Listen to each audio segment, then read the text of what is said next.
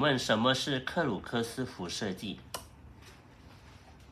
克魯克斯輻射計咧係一種用於檢測輻射能嘅裝置，由英國物理學家威廉克魯克斯於1873年發明。佢由一個玻璃罩內嘅輕質葉片組成，葉片固定喺一個低摩擦嘅軸上，能夠自由旋轉。當有光或其他形式嘅輻射照射到輻射計時，葉片會開始旋轉。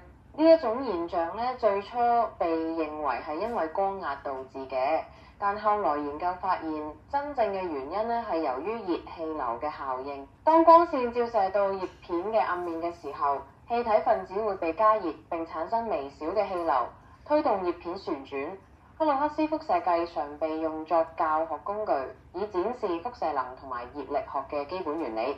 佢都常被用於科學展覽中，作為一種直觀嘅演示設備。